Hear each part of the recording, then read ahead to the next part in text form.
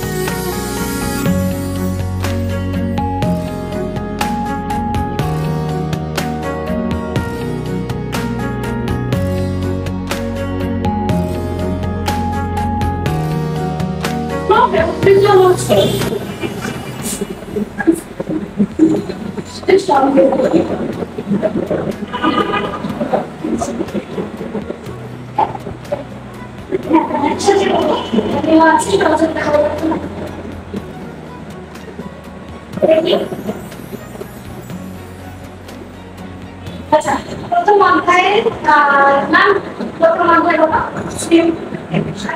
এটা পড়ার আগে কি বলতে হয়?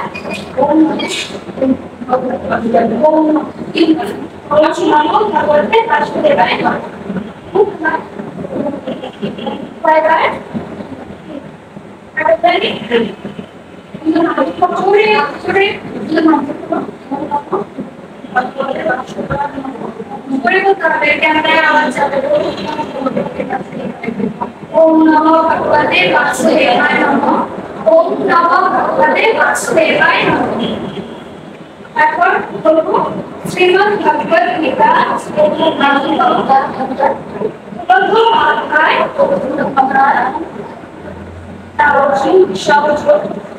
অর্জুন বিষাদ যোগ। তারপরে হলো এখানে কি বলেছে? সঞ্জয় বাচ সঞ্জয় বাচ বিশ্বরূপান্নবানিকম পুরম প্রিয়ধনস্থলম রাচার্যমুপসংযম্য রাজা বচনম অব্রবীৎ।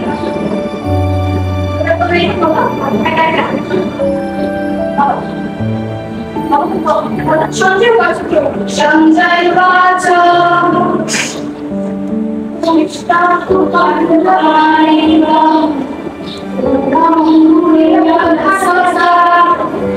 আচার্য রাজা বচনম অব্রবীৎ। অবস্থায় তারা বলবে, তারা বলবে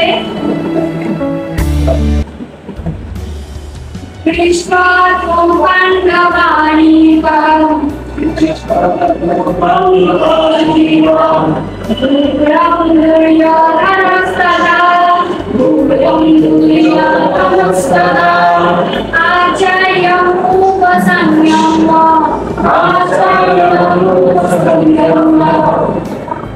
वचनम् अब्रवीत् वचनम् अब्रवीत् राघवंदे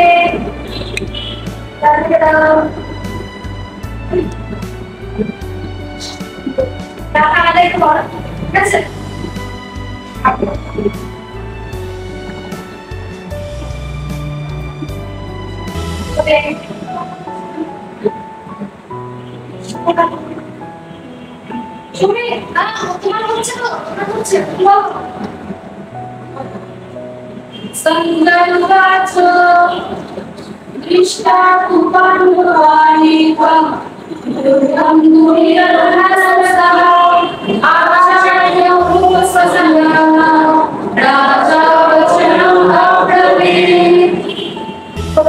আমি শিখতে দাও করতে আমি বলবো তুমি আমার সাথে সাথে কিন্তু কার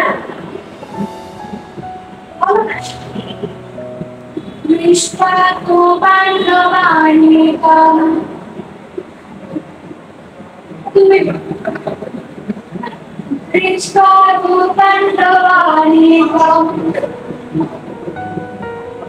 দুর্গম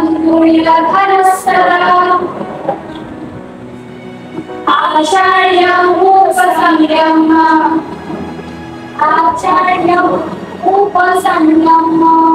राजा वचनम् अब्रवीत्। এখন বিমান পড়লে তোমরা কিভাবে বুঝবা যে কতটুকু জায়গায় সুর কখন থামবে কখন থামবে না কিভাবে বুঝবা Krishna Pandavanikum. Puram Surya Dhanastada. That's it. Acharya Upasangama Raja Vachanam Abrahit. That's it. Next.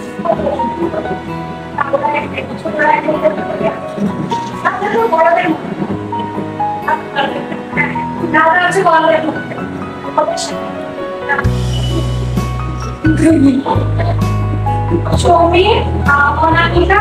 You will properly. Basically, God also for us. Why? Say, people. Like, what are people? Speak.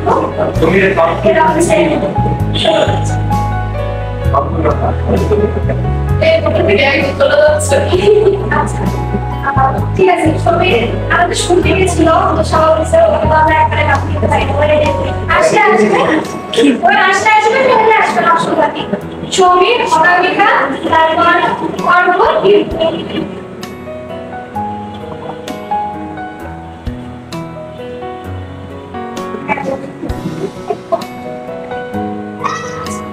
তো এরা চারজন হচ্ছে আমাদের ছিল বড়দের ছিল কি 25 থেকে 30 কিন্তু আরো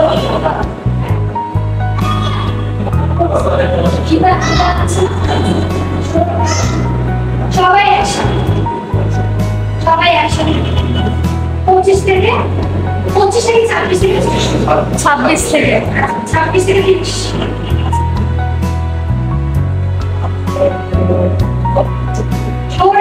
Already, ছেলে already আছে যা আওয়াজ বের হবে হাত করে কি শেয়ার করো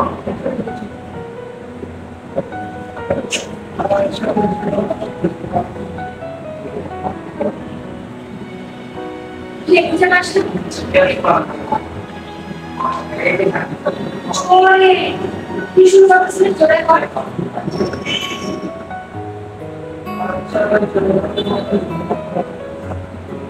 Acharya Madhurani.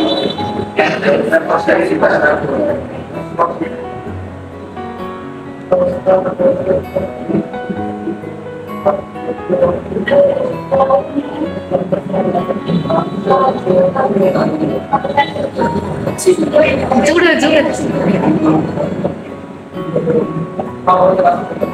नमो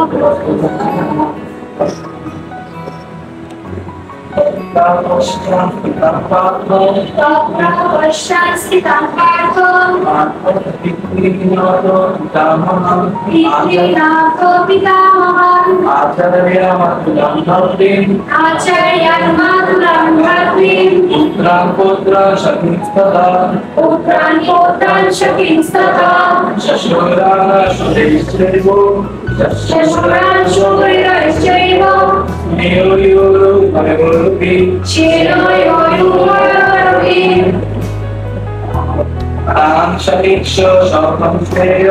तां समीक्ष सकौन्तेय सर्वान् बन्धुवस्थितं कृपया विश्व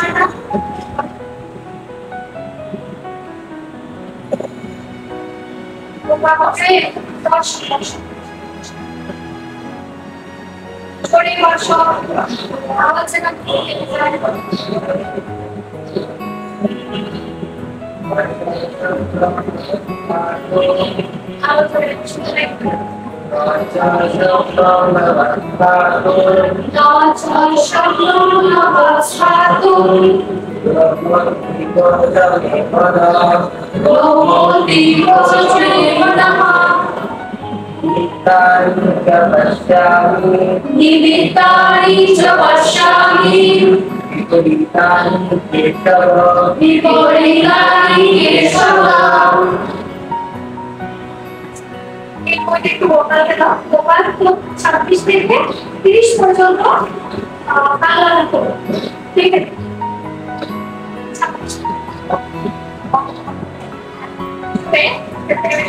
আমার সাথে আমি ঘুরে আসছি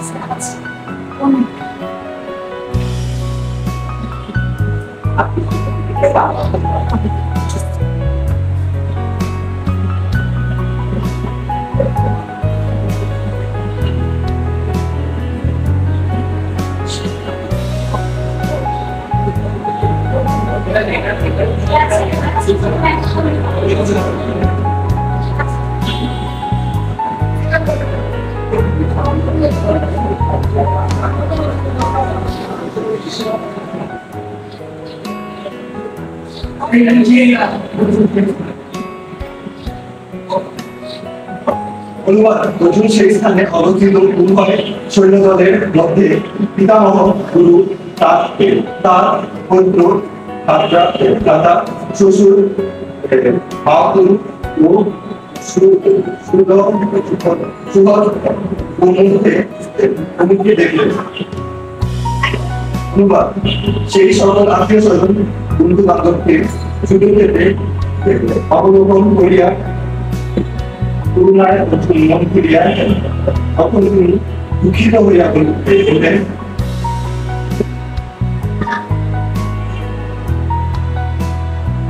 হে কৃষ্ণ, যুদ্ধকামী এই সকল আত্মীয় স্বজনকে সম্মুখে দেখিয়া আমার অঙ্গ অবসাদগ্রস্ত মুখ সুপ্ত হইয়া উঠেছে। ধন্যবাদ। আমার শরীর কাঁপিতেছে, কষ্ট হইলে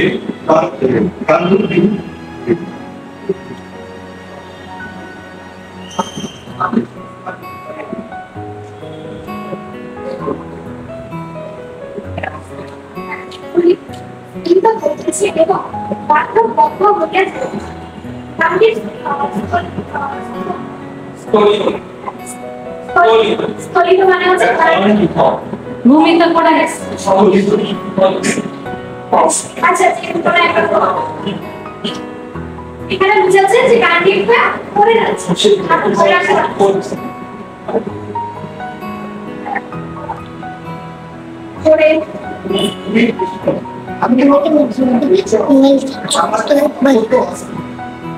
আমি নানা প্রকার অসম্ভব লক্ষণ দেখতে পারি, কিন্তু আজকে সদনে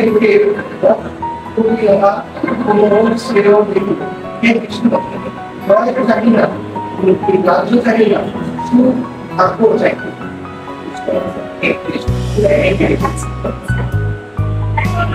একটু এটার বুঝাই দিবে, তারপরে আমি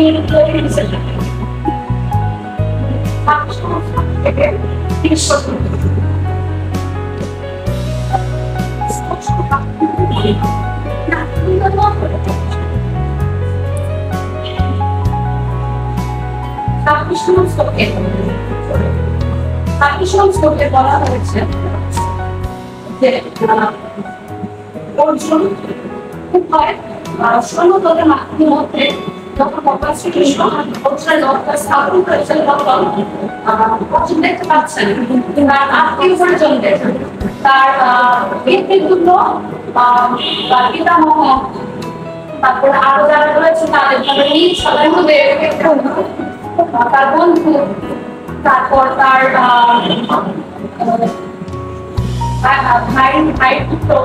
পুত্রদের, এরকম তার আত্মীয় স্বজন বন্ধু বান্ধব উভয়দেরকে দেখতে তখন তার শরীর খুবই রোমাঞ্চিত এবং তিনি ভীষণ তখন চিন্তা করছেন যে নিজ আত্মীয় পরিজন, বন্ধু বান্ধব, ওনাদের সাথে, তারপর ব্যক্তিগত ব্যক্তিদের সাথে আমি যুদ্ধ করবো, তাদের হত্যা করবো, একটু হতে পারেন।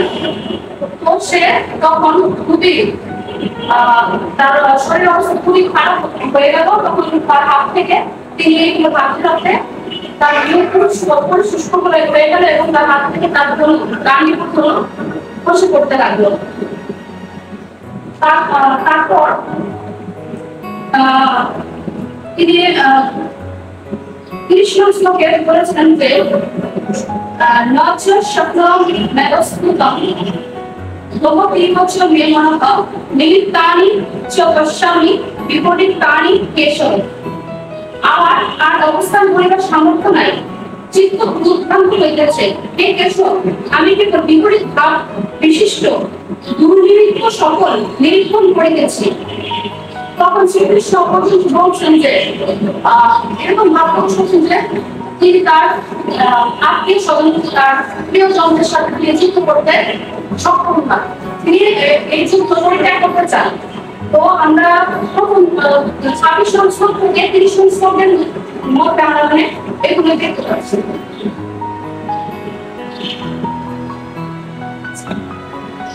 আমরা এই আপনার নাম কি করেছি?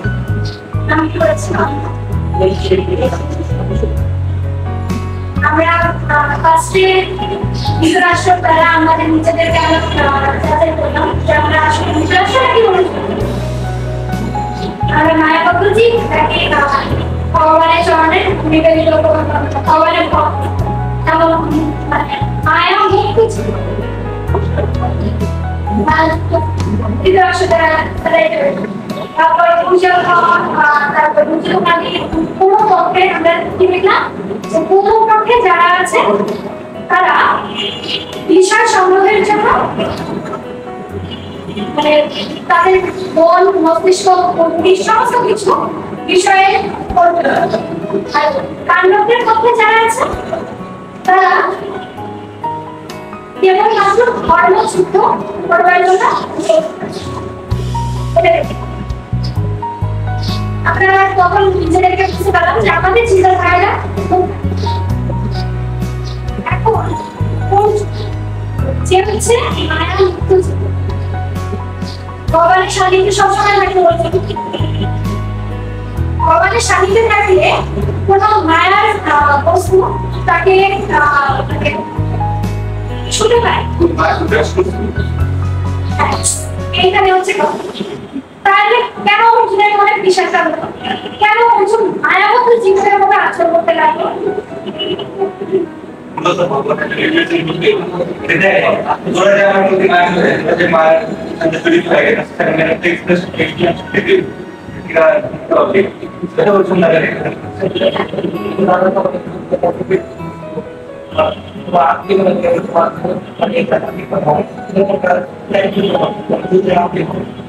ছিল থেকে অভাবটা ত্যাগ করতে হবে।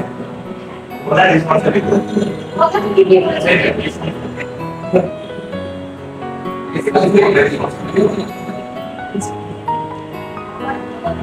ভগবান ইচ্ছা করেছিল, ভগবানের ইচ্ছায় অর্জুন বিষয়টা হয়েছে।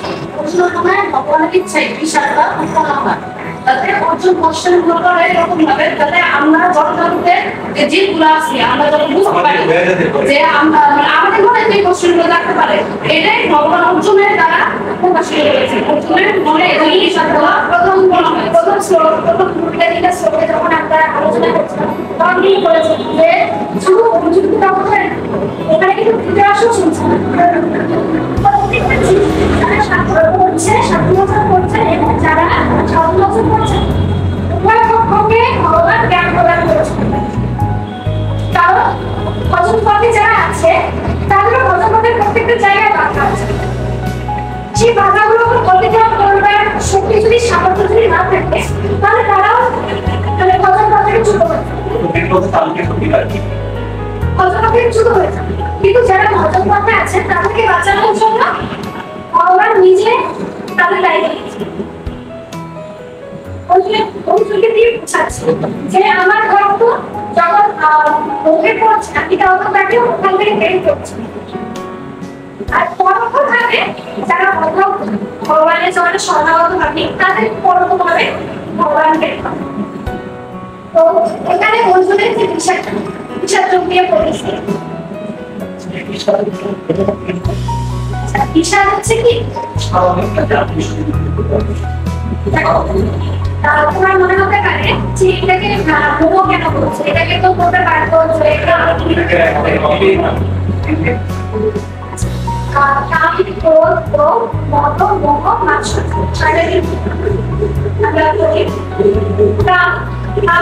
আমাদের প্রয়োজনের অতিরিক্ত যে আমরা বাসনা রাখি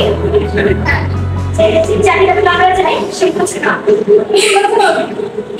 তারপর কাম যদি পূর্ণ না আমি যা চেয়েছি সেটা যদি আমি না সেটা আমার কি উত্তম হবে? যখন উত্তম হলো তখন আমার ভিতরে মানে ওই কামনাটা পূরণ করবার জন্য অতিরিক্ত আকাঙ্ক্ষা যুক্ত হয়ে গেল কি লোভ। তারপর লোভ থেকে হচ্ছে অস্থিরতা, মানসিক অস্থিরতা। তারপর হচ্ছে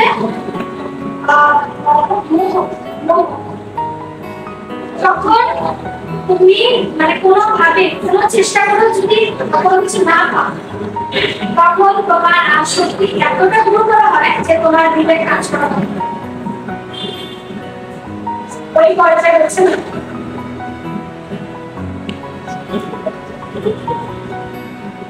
তো এই মোহ যখন উৎপন্ন হলো তো এখন অর্জুনের যে বিষয়টা সেটা এখন আমরা এই শ্লোকগুলোতে দেখতে পাচ্ছি।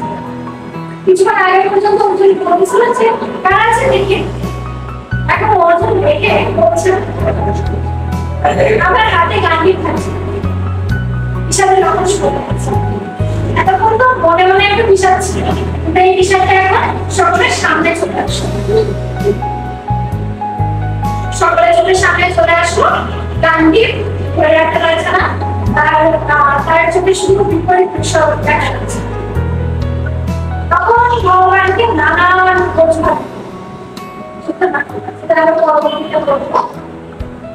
কোন হিসাবে লক্ষণগুলো কি শ্লোকগুলো দেখে আমরা বলি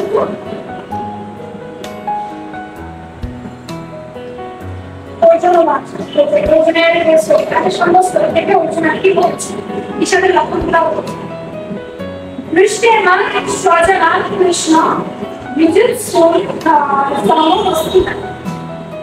শিরন্তি মম গাত্রাণি মুখঞ্চি মুখঞ্চ পরিশুষ্য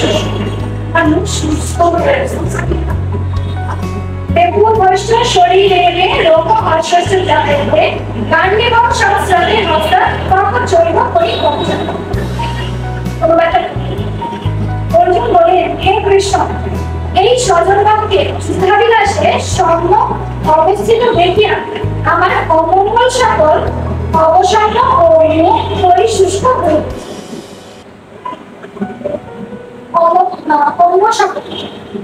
অঙ্গ সকল অবসন্ন মানে অবশ্যই আসতেছে প্রথম লক্ষণ কি শরীরে অবশ্যই আসতেছে দ্বিতীয় লক্ষণ কি মুখ শুষ্ক হয়ে আসছে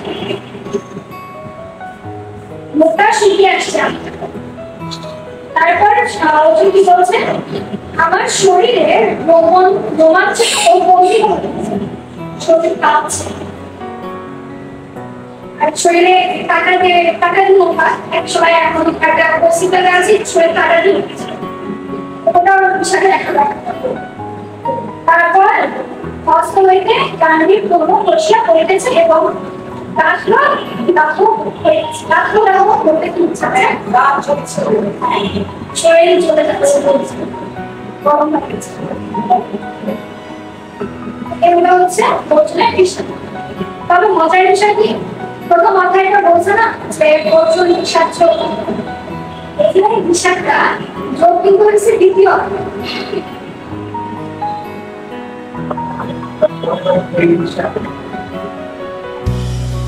সাসপেন্স কতটা ভগবান সবকিছু সাসপেন্সের মধ্যে রেখেছে